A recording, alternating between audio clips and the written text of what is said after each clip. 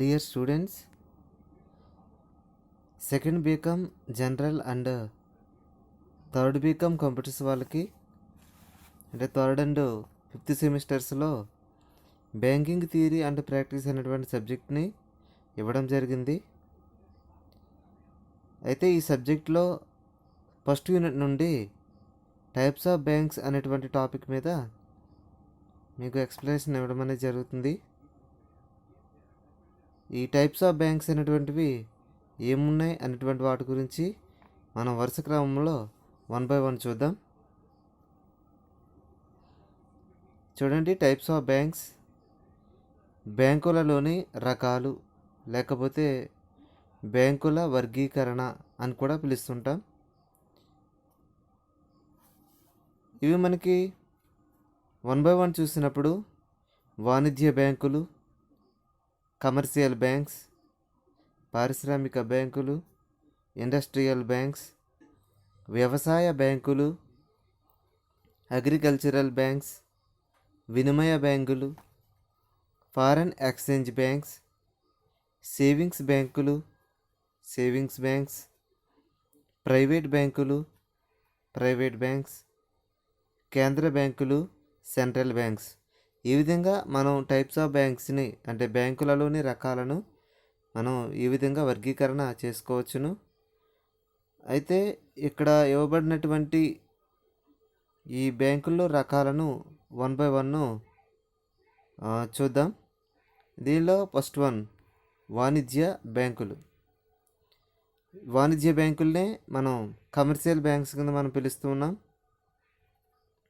ఈ వాణిజ్య బ్యాంకుల్ని స్టాక్ బ్యాంకులు అంటే జాయింట్ స్టాక్ బ్యాంకులు మరియు డిపాజిట్ బ్యాంకులను కూడా పిలవటం జరుగుతుంది.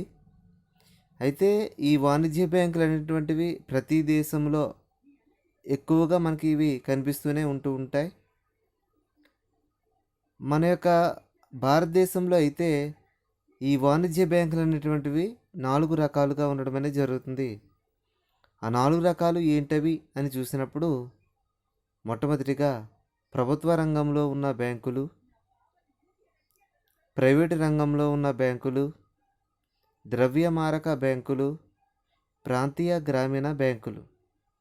ఈ 4 విధానాలలో మనకి వాణిజ్య బ్యాంకులు మన యొక్క భారతదేశంలో ఉన్నట్లుగా మనం చెప్పుకోవచ్చు. నెక్స్ట్ రెండవదిగా పారిశ్రామిక బ్యాంకులు, ఇండస్ట్రియల్ బ్యాంక్స్. ఈ ఇండస్ట్రియల్ బ్యాంక్స్ని మనం పెట్టుబడి బ్యాంకులు అని కూడా పిలవడం జరుగుతుంది. అయితే ఈ పెట్టుబడి బ్యాంకులు అనేటువంటివి పరిశ్రమలు ఏమైతే ఉన్నాయో, ఇండస్ట్రీస్ అనేటువంటివి ఏమైతే కనిపిస్తుంటాయో మనకి, అటువంటి వాటికి విత్త సహాయాన్ని అందజేయడం అనేది జరుగుతుంది.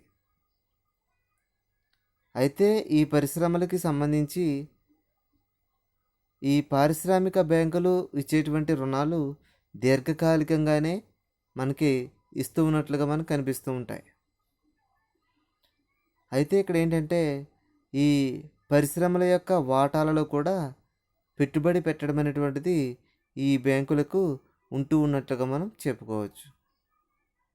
ఇదే విధంగా పారిశ్రామిక బ్యాంకులు. నెక్స్ట్ వ్యవసాయ బ్యాంకులు, అగ్రికల్చర్ బ్యాంక్స్. ఈ వ్యవసాయ బ్యాంకులు అనేటువంటివి ఏంటంటే వ్యవసాయదారుల కోసం పనిచేసేవని మనం చెప్పుకోవచ్చు. అంటే ఈ వ్యవసాయదారులు అనబడేటువంటి వారు ఎక్కువగా స్వల్పకాలిక రుణాలను కానీ మధ్యకాలిక రుణాలను కానీ ఎక్కువగా కోరుకోవడం అనేది జరుగుతూ ఉంటుంది. కొన్ని సందర్భాలలో కూడా సమయానుకూలంగా దీర్ఘకాలిక రుణాలను కూడా వీరు కోరుకోవడం అనేటువంటిది జరుగుతూ ఉంది. అయితే ఈ స్వల్పకాలిక రుణాలు, మధ్యకాలిక రుణాలు, దీర్ఘకాలిక రుణాలు అనేవి ఈ వ్యవసాయదారులకు ఈ వ్యవసాయ బ్యాంకులు అనేటువంటివి ఏ సందర్భాల్లో ఇస్తూ ఉంటాయి, ఎందు నిమిత్తము ఇస్తూ ఉంటాయి అనే దాని గురించి చూసినప్పుడు స్వల్పకాలిక రుణాలు అయితే కనుక ఈ వ్యవసాయానికి సంబంధించినటువంటి విత్తనాలను కానీ, ఎరువులను కానీ, తెగుళ్ళ మందులకు కానీ కొనుగోలు చేయడం కోసం ఈ స్వల్పకాలిక రుణాలు అనేటువంటివి అవసరమవుతాయి. కానీ ఈ స్వల్పకాలిక రుణాలు వ్యవసాయదారులు తీసుకున్న తర్వాత ఇది తిరిగి చెల్లించేటువంటి విధానానికి సంబంధించి చూసినప్పుడు ఈ వ్యవసాయదారులకి తాము పండించినటువంటి పంట ఫలం ఎప్పుడైతే చేతికి వస్తుందో అప్పుడు మాత్రమే ఈ స్వల్పకాలిక రుణాలని తిరిగి చెల్లించడం అనేది జరుగుతుంది. ఇది స్వల్పకాలిక రుణాలు. నెక్స్ట్ మధ్యకాలిక రుణాలు. ఇవేంటంటే పశువులను కొనేందుకు కానీ లేకపోతే వ్యవసాయ పరికరాలను కొనడానికి కానీ ఇటువంటి రుణాలని ఉపయోగిస్తారు, మధ్యకాలిక రుణాలని. అయితే వీటిని ఎప్పుడు లోపు చెల్లిస్తారు అని అంటే 2 సంవత్సరాల నుండి 5 సంవత్సరాల లోపులో ఇటువంటి రుణాలని తిరిగి చెల్లించవచ్చు. ఇది మధ్యకాలిక రుణాలు. నెక్స్ట్ దీర్ఘకాలిక రుణాలు. ఈ దీర్ఘకాలిక రుణాలు అనేటువంటివి ఏంటంటే భూమిని కానీ లేకపోతే ఏదైనా ట్రాక్టర్లను కొనుగోలు చేయడం కోసం కానీ ఈ విధమైనటువంటి ఈ భూమిని ట్రాక్టర్ని కొనుగోలు చేసేటందుకు ఇటువంటి రుణాలని ఉపయోగిస్తూ ఉంటారు. అయితే వీటి యొక్క రుణాలని 10 సంవత్సరాల నుండి 15 సంవత్సరాల లోపులో తిరిగి చెల్లించగలుగుతారని చెప్పుకోవచ్చు అన్నమాట.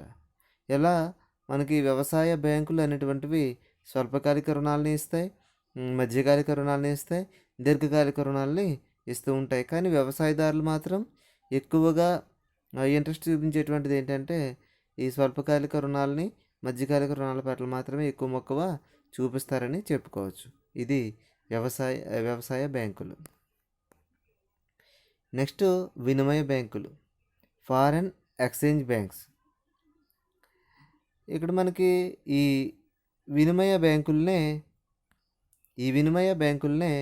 ఏమని పిలవచ్చు అని అంటే ద్రవ్య మారకపు బ్యాంకులు అని కూడా మనం ఈ వినిమయ బ్యాంకుల్ని పిలవచ్చు. ఇవి ఏం చేస్తుంటాయనంటే విదేశీ మారక ద్రవ్యాన్ని మార్పులు చేయడం కోసం ఈ బ్యాంకులు ఉపయోగపడుతున్నట్లుగా చెప్పుకోవచ్చు. అంటే విదేశీ కరెన్సీ అనేటువంటిది లేదా విదేశీ ద్రవ్యం అనేటువంటిది మన యొక్క దేశంలో మార్పు చేసుకోవడం కష్టం కాబట్టి అటువంటి మార్పులు చేసేటువంటి విధానంలో మనకి వినిమయ బ్యాంకులు అనేటువంటివి ఉపయోగపడుతూ ఉంటాయని చెప్పుకోవచ్చు. అయితే ఇవి ఏం చేస్తుంటాయంటే విదేశీ మారక ద్రవ్యాన్ని కొనుగోలు చేస్తాయి, అలాగే అమ్మకం చేయడం అనేది కూడా జరుగుతూ ఉంటుంది. అయితే ఈ బ్యాంకులు ప్రజల దగ్గర నుంచి డిపాజిట్లను స్వీకరిస్తుంటాయి, అలాగే రుణాలను కూడా వారికి ఇవ్వడం అనేటువంటిది జరుగుతుంది. దేశీయ వ్యాపారానికి కూడా ఎంతగానో ఇటువంటి బ్యాంకులు తోడ్పడుతున్నట్లుగా మనం చెప్పుకోవచ్చు. అది ఒకటి. నెక్స్ట్ సేవింగ్స్ బ్యాంకులు. ఈ వాణిజ్య బ్యాంకులు అనేటువంటివి ఈ సేవింగ్స్ డిపాజిట్లను మనకి స్వీకరిస్తున్నప్పటికీ కూడా సపరేట్గా కొన్ని దేశాల్లో అయితే మాత్రం ఈ సేవింగ్స్ బ్యాంకులు అనేటువంటివి ప్రత్యేకంగా ఉన్నట్లుగా మనం చెప్పుకోవచ్చు. అయితే ప్రజల్లో పొదుపుని అలవాటు చేయడం కోసం ఈ బ్యాంకుల యొక్క ప్రధాన లక్ష్యం కింద చెప్పుకోవచ్చు. అయితే మన యొక్క దేశంలో అయితే కనుక ఈ సేవింగ్స్ బ్యాంకులు అనేటువంటివి పోస్ట్ ఆఫీసులలో ఒక భాగంగా కనిపిస్తున్నట్లుగా మనం చెప్పుకోవచ్చు. అయితే ఇవి డిపాజిట్లను స్వీకరిస్తాయి తప్ప రుణాలు అనేటువంటి వాటిని ఇవ్వవు. ఈ విధంగా మనకి సేవింగ్స్ బ్యాంకులు అనేటువంటివి ఈ రకంగా మనకు ఉపయోగపడుతున్నట్లుగా చెప్పుకోవచ్చు. ఇది ఒకటి. నెక్స్ట్ ప్రైవేటు బ్యాంకులు. ప్రతి దేశంలోనూ కూడా అంటే బ్యాంకింగ్ వ్యాపారం చేసేటువంటి సొంత వ్యాపార సంస్థలు, భాగస్వామ్య సంస్థలు కూడా ఉంటూ ఉన్నాయి. అంటే ఇక్కడ డిపాజిట్లను స్వీకరించకుండా సొంత మూలధనంతోనే వడ్డీ వ్యాపారం చేసే వ్యక్తులు కూడా చాలామంది ఉన్నట్లుగా మనం చెప్పుకోవచ్చు. అయితే కొంతమంది వ్యాపారస్తులు అనబడేటువంటి వారు ఏం చేస్తున్నారంటే తమ అదనపు మూలధనాన్ని రుణాలుగా ఇస్తూ ఉంటారు. ఇటువంటి వారిని మనము ప్రైవేటు బ్యాంకర్ల కింద పిలవచ్చు. ఉదాహరణకి ఇటువంటి ప్రైవేటు బ్యాంకులు ఏమున్నాయి అనే దాని గురించి చూసినప్పుడు ఇంగ్లాండ్లో ఉండేటువంటి డిస్కౌంట్ హౌస్లని, తర్వాత స్వీకృతి సంస్థలని, బిల్లు బ్రోకర్లని, నెక్స్ట్ ఫైనాన్స్ కంపెనీలని, స్టాక్ ఎక్స్చేంజ్లని, ఈ విధంగా ప్రైవేట్ బ్యాంకులకు సంబంధించి ఉదాహరణల కింద వీటి గురించి మనం చెప్పుకోవచ్చు. ఇది ఒకటి. నెక్స్ట్ కేంద్ర బ్యాంకులు. వీటిని మనం సెంట్రల్ బ్యాంక్స్ అని చెప్పని పిలుస్తుంటాం. ప్రతి దేశానికి కూడా ఒక కేంద్ర బ్యాంక్ అనేటువంటిది ఉండడం జరుగుతుంది. మన యొక్క దేశానికైతే RBI, reserve bank of India అనేటువంటిది మనకి కేంద్ర బ్యాంక్ కింద పనిచేస్తూ ఉంది. అయితే ఈ ఆర్బీఐ అనేటువంటిది లేకపోతే మనకు ఉన్నటువంటి కేంద్ర బ్యాంక్ అనేటువంటిది ఒక ప్రభుత్వ బ్యాంకు కింద మనం చెప్పుకోవచ్చు.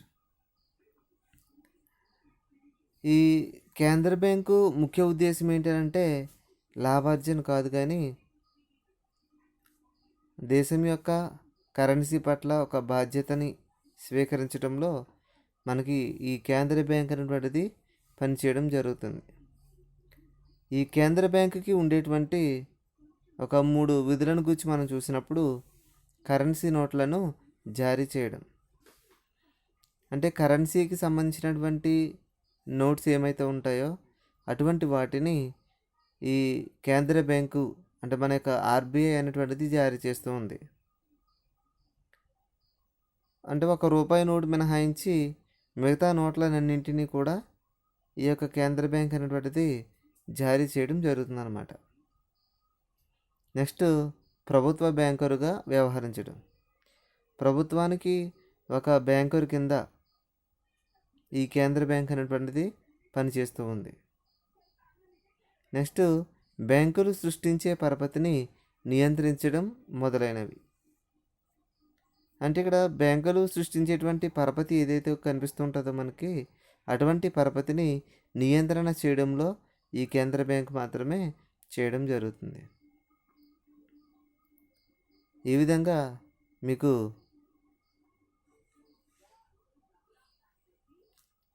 బ్యాంకులలో రకాలను గూర్చి మనం ఇంతవరకు చెప్పుకోవడం జరిగింది.